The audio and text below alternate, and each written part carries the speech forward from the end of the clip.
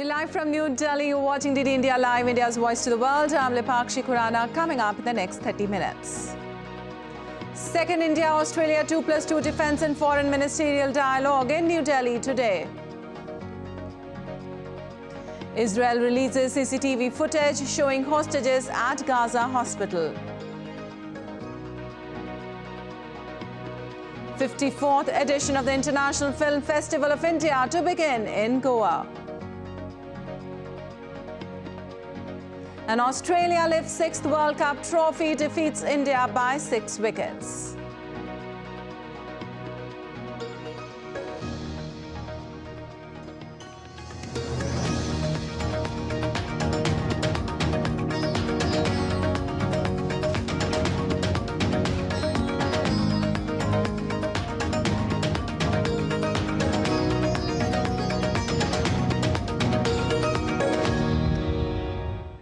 And on to details now. Defence ministers of India and Australia will join the country's foreign ministers in the second India-Australia 2+2 Defence and Foreign Ministerial Dialogue in New Delhi on Monday. The ministers are expected to discuss a wide range of strategic defence and security issues. More in this report.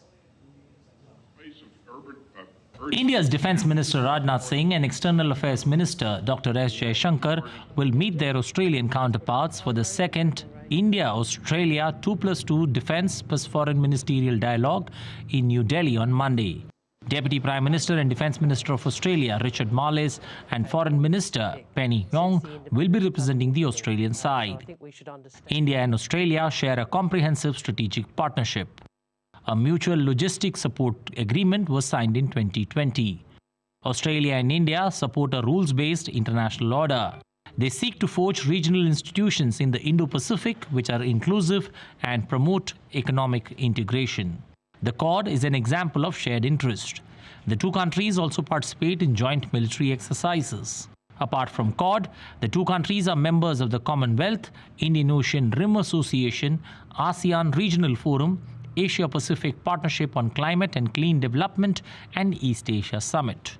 Both countries are also members of the 5 interested parties in the World Trade Organization context.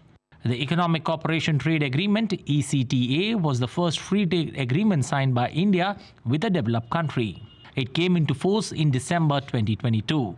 India and Australia are partners in a trilateral agreement along with Japan to enhance the resilience of supply chains. There is also significant cooperation in the education sector.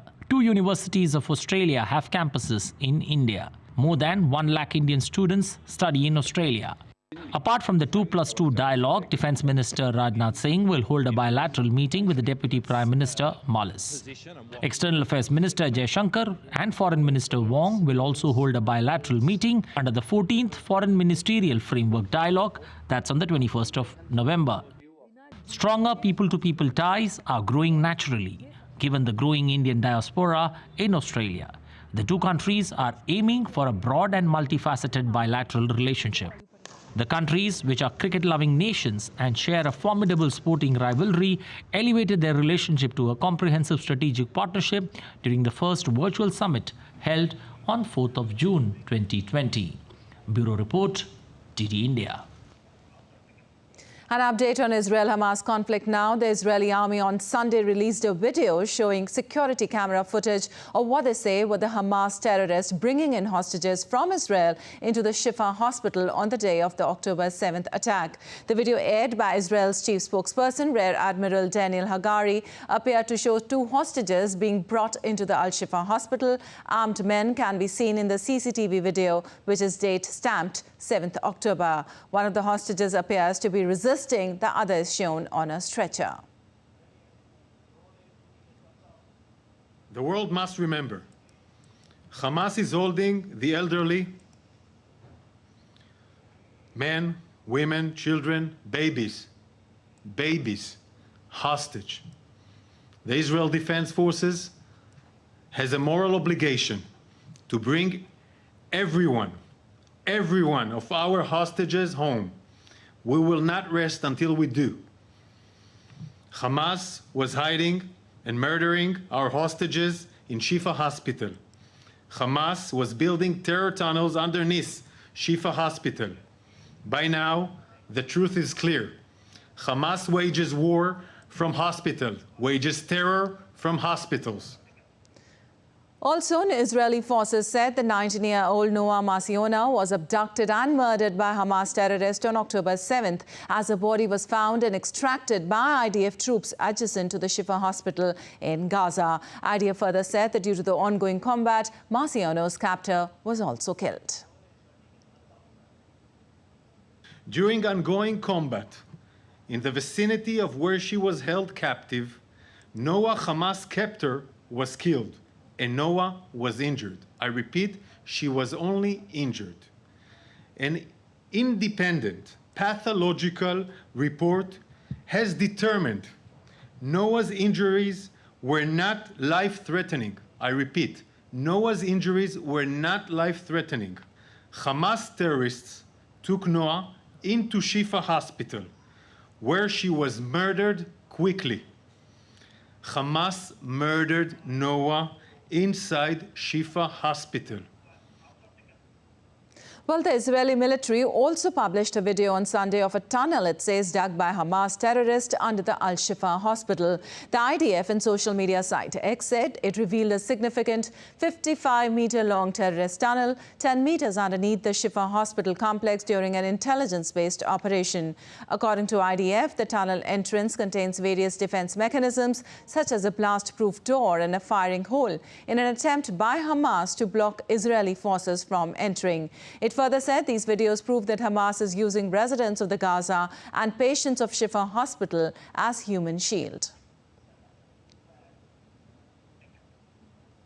Meanwhile, France is planning to charter a new aircraft from Air Force that will transport over 10 tons of medical supplies early next week to Gaza. As per President Emmanuel Macron's office, the aircraft will set sail at the start of the week and arrive in Egypt in the coming days. It further added that France is mobilizing all its available means to contribute to the evacuation of wounded and sick children requiring emergency care from the Gaza Strip to its hospitals. Earlier, Macron spoke with Qatari Emir Sheikh Tamim bin Hamad Al Thani and with Egyptian President Abdel Fattah al-Sisi on Saturday about ongoing negotiations to free hostages held by Hamas in Gaza.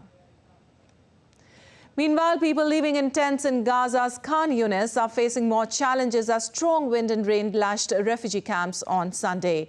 Camp inhabitants could be seen mending and strengthening their temporary homes as the bad weather hit the area. Plastic sheets used for the shelter's wall and roofs were whipped in the wind, while rain created large puddles on the ground between tents on the UNRW Vocational Training Center in Khan Yunis.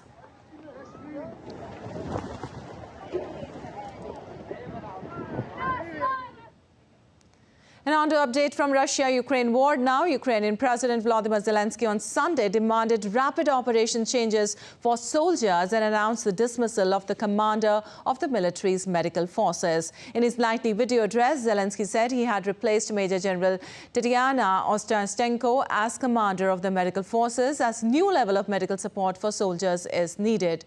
Ostastenko was replaced by Major General Anatoly Kazmierchuk, head of a military clinic in Kyiv, he added.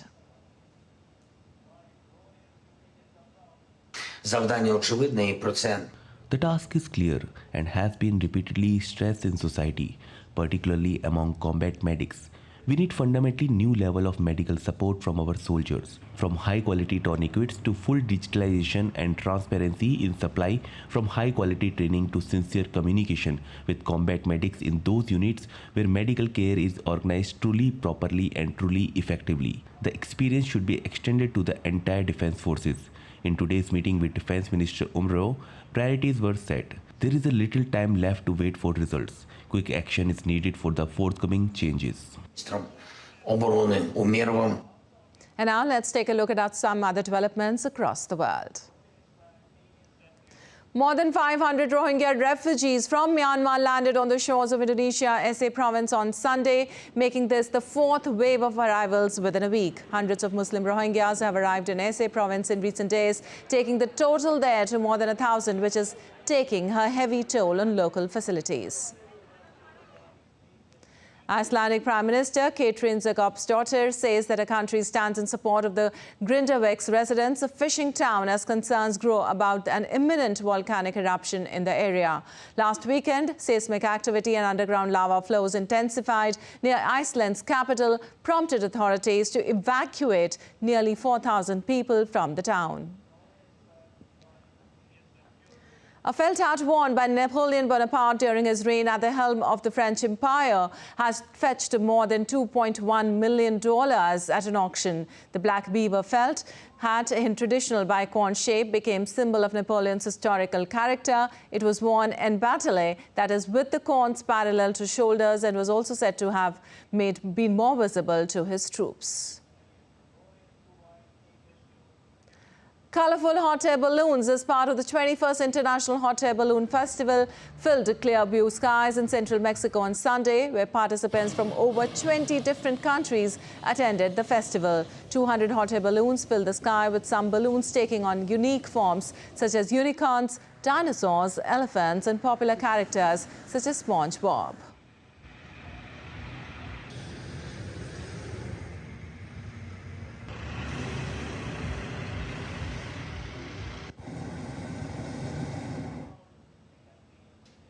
And still to come on this edition of DD India Live.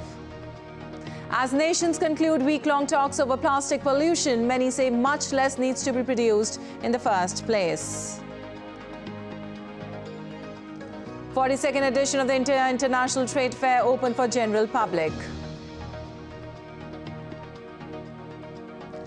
And Novak Djokovic punctuated another memorable year on Sunday by etching his name in the history books once again.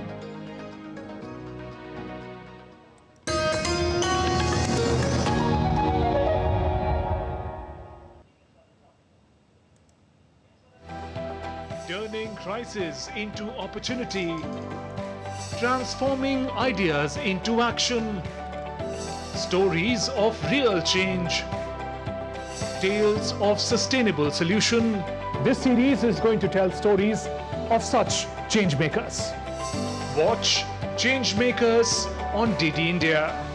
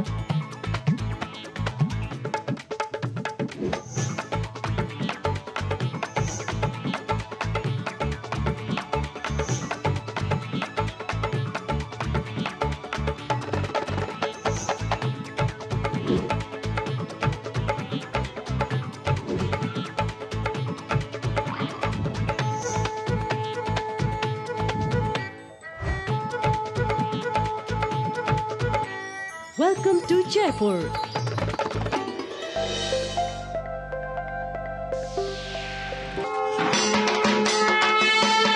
Shagato to West Bengal, India's cultural epicenter.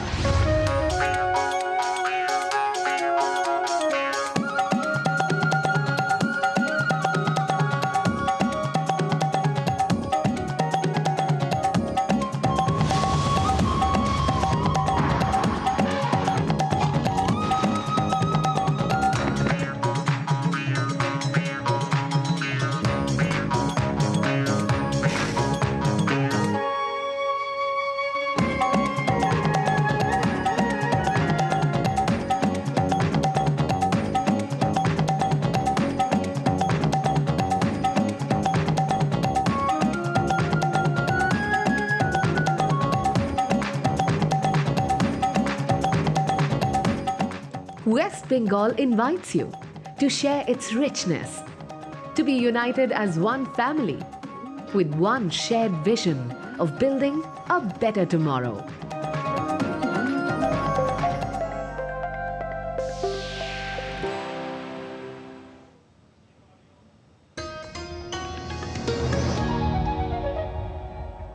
Welcome back. You're watching DD India Live. I'm Lepakshi Kuran. And moving on, international delegates gathered in Kenya for a week to mull over landmark treaty to fight global plastic pollution. As of now, over 500 proposals are at hand, over which discussion will take place for a year. After which, 2 more rounds of talks will take place next year to try to finalize the deal. Delegates in Nairobi were mulling 2 options: a wide-ranging strategy that would target plastics production or a limited approach focused on waste management. The United Nations in 2022 endorsed a historic resolution at the UN Environment Assembly to forge an international legally binding agreement to end plastic pollution by 2024.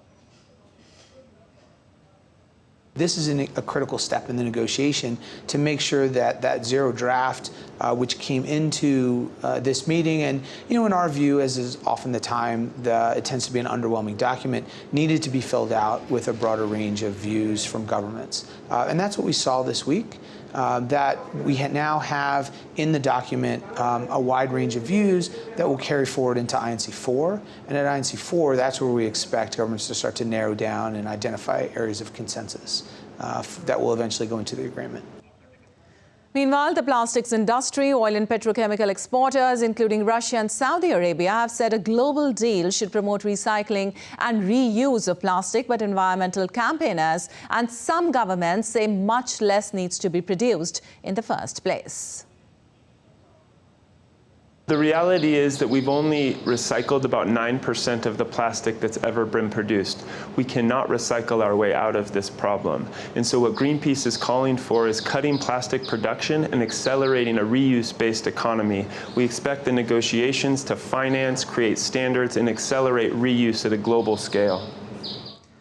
Moving on, Argentina's elected Libertarian Javier Milei as their new president on Sunday, winning with nearly 56% votes as against his rival Sergio Massa, who scored 44% of the total votes. Milei has been handed over an economy battered by triple-digit inflation, looming recession and rising poverty. His election is going to reshape the political and economic roadmap of the country, could impact trade in grains, lithium and hydrocarbons, as he's opposed to communist nations while favoring strong ties with the US. Leaders from various countries extended their greetings to Milei on his election victory. Also, with the surprising win of Javier Milei in Argentina's general elections held on Sunday, reactions poured in from around the globe. Leaders from various nations took to social media to extend greetings to Milei on his victory. Presidents of Chile, Colombia, Brazil and Uruguay took to social media site X to congratulate Milei, while former Brazilian president and former US President Donald Trump also extended greetings on Milei's success.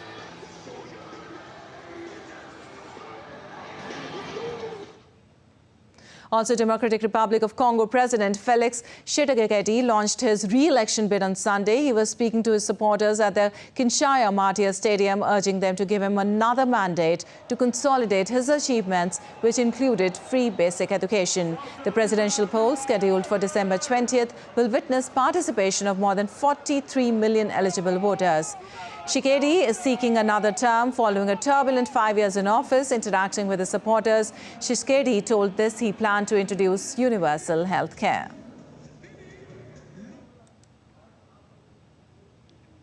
And after government collapse over a cluster of crises, including immigration policy, Netherlands will hold parliamentary elections on the 22nd of November. With its domestic economy dealing with issues ranging from the high cost of living and a shortage of housing to healthcare and migration, Mark Rutte made exit after serving as Prime Minister for 13 years.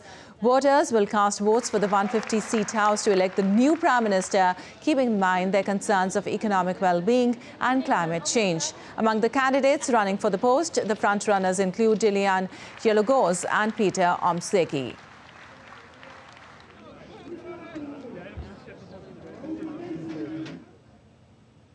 And the 54th edition of the International Film Festival of India, home to the best of the world in Indian cinema, kickstarts in the western Indian state of Goa on Wednesday. More than 270 films will be showcased during the 8-day-long annual festival at 4 venues. DD India correspondent Shama Mishra spoke to festival director Pratul Kumar regarding the preparations. The much-awaited film festival, the International Film Festival of India, the 54th edition will begin. And we have Pratul Kumar, the director of the festival, with us. Sir, many congratulations. We all have been looking forward to it. What's unique this year? I mean, how many movies are we going to watch, and where all we've got the registrations from? So uniqueness is in scaling up what has been entrusted upon us is that the first thing which we came to know when we were embarking upon the journey of organizing this 54th edition of IFFI, that back in 1952 when the first edition was organized, it was Mr. Satyajit Ray who had commented upon it that if the quality of films which were showcased in the festival, they were to be seen, then probably the first IFFI which was held in 1952 was the best IFFI by far across the world for many, many years. So we're just continuing that legacy which was left to us, but we are trying to do our best so that the people who come here and participate in the festival, they get to see more and more films, and apart from that, the quality of films should be the best from around the world. And we have been really successful this year. Lastly, sir, when we are speaking about the cinema reaching the people and India positioning itself as the content hub of the world, what have you seen in that area, the progress that has happened since the time we've coined this term that we want to project ourselves as the content hub of the world? So, in fact, there are many facets to it that India is actually reaching that stage. You can all see that India has got 2 Oscars, which was a rarity, and getting 2 Oscars means then the content which is being developed is being appreciated not just nationally but internationally. Everybody is appreciating the content. So that's one part of it, and we are promoting the creative minds here because we recognize. So it is ultimately the people who create this content, and it was the vision of Honorable Minister of Information and Broadcasting, Shri Anurag Singh Thakur ji, that such a initiative was started 2 years back, and this is the 3rd edition of 75 Creative Minds of Tomorrow. So that was the festival director talking all about that will be there, that will be presented and would be up for grabs for the cinema lovers, for the movie lovers and everything entertainment. With camera person Sanjeev, this is Shama Mishra for DD India, Goa. And now let's take a look at other stories making news today. In the Indian state of Jammu and Kashmir, the Viksit Bharat Sankalp Yatra 1 moves to the hilly region and visited 2 panchayats in Rajouri, Jammu. The yatra is witnessing a large and enthusiastic participation by the local people. Various achievements of government were displayed on LED wall, and Viksit Bharat Sankalp pledge was also administered at both places. The 42nd edition of the India International Trade Fair going on at Pragati Maidan in New Delhi opened for the public from Sunday. The fair will remain open for all till the 27th of November. This year, the theme of the fair is based on Vasudhaiv Kutumbakam, which emphasizes on interconnectedness and cooperation in trade. All schools in Indian capital New Delhi reopened from Monday. However, outdoor sport activity and morning assemblies will not be held for next 1 week. The schools remained closed in the national capital due to the increased pollution level. In India, the 4-day festival Chhath Puja came to an end after devotees offered prayer to the rising sun, followed by breaking the 2-day-long fast. The devotees performed Chhath Puja on the banks of various rivers, including Ganga and Yamuna.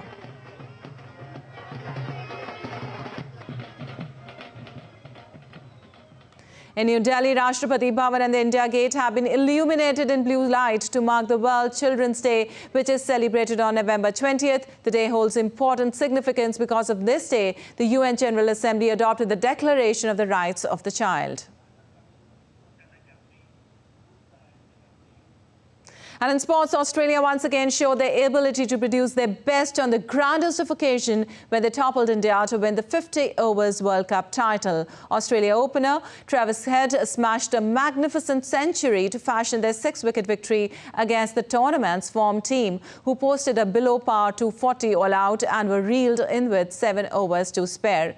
Head hit a superb 137 off 120 balls to ease Australian nerves after a top-order wobble before they robbed home in a contest that never reached great heights. Australia entered the match as clear underdogs against an all-conquering India side who had won 10 matches in a row to storm into the final. Australia slumped to 47 for 3-7 overs into what should have been an easy chase before Head combined in an epic stand of 192 with Marnus Labuschagne to kill off the contest. Australia's triumph snapped the trend of a host country winning the title that had held since the 2011 edition and followed their recent victory in the World Test Championship and retaining the Ashes against England. Well, a ruthless Novak Djokovic trounced home favourite Jannik Sinner in straight sets to win the ATP Finals title for a record 7th time.